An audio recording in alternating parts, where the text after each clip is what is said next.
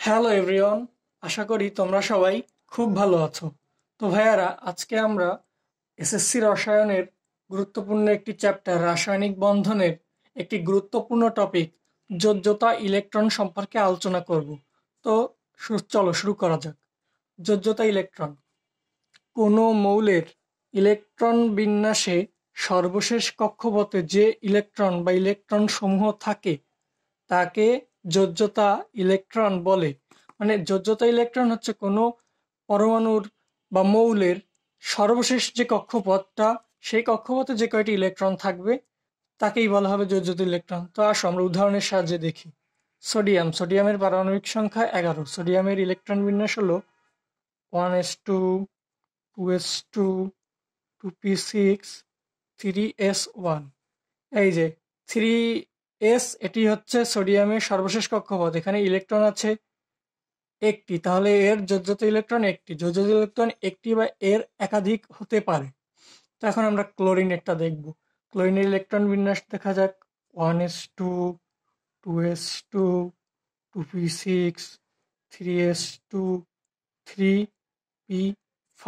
এখানে পিতে শুধু 5টা হবে না, কারণ 3 যে শক্তি স্তরটা এটি তার সর্ববহিস্থ শক্তি স্তর। এখানেই সর্বশেষ শক্তি স্তরে তার ইলেকট্রন সমূহ থাকে। তো এখানে 5 যোগ 2, 2 যোগ 5, এখানে যোজ্যতা ইলেকট্রন 60টি।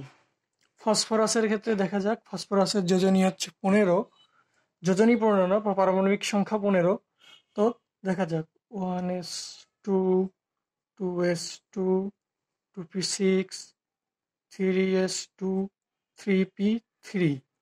তাহলে ফসফরাসের ক্ষেত্রে 2 যোগ 3, 5টি যোজ্যতা ইলেকট্রন। কারণ এখানে 3-র দুটো শক্তি স্তর আছে, একটা এস একটা পি, 3s 3p। ক্যালসিয়ামের ক্ষেত্রে আমরা দেখি এটা একটু বড় হবে। 1s2, 2s2, 2p6, 3s2, 3p6, 4s2। তাহলে এখানে 4s হচ্ছে তার সর্ববহিস্থ শক্তি স্তর বা সর্বশেষ শক্তি স্তর। এই শক্তি স্তরের যে ইলেকট্রন সেটি হচ্ছে 2, অর্থাৎ দুইটি হলো যোজ্যতা ইলেকট্রন ক্যালসিয়ামের। ম্যাগনেসিয়ামের ক্ষেত্রে আমরা একইভাবে করতে পারি। দেখো 1s2, 2s2, 2p6, 3s2। এখানে সর্বশেষ কক্ষপথ হচ্ছে 3s। 3s ইলেকট্রন সংখ্যা 2টি। আশা করি বুঝতে পেরেছো। এবং সর্বশেষ যে মৌল এটি হচ্ছে নাইট্রোজেন। এর পারমাণবিক সংখ্যা হচ্ছে 7। 1s2, 2s2, দুটো হয়ে গেছে, 2 2 4, 2p3।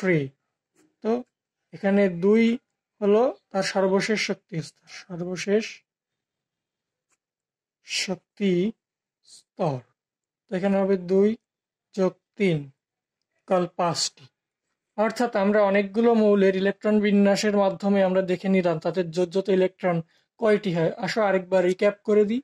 যোজ্যতা ইলেকট্রন হলো কোনো মৌলের ইলেকট্রন বিন্যাসে সর্বশেষ কক্ষপথে যে ইলেকট্রন বা ইলেকট্রন সমূহ থাকে তাকে যোজ্যতা ইলেকট্রন বলে।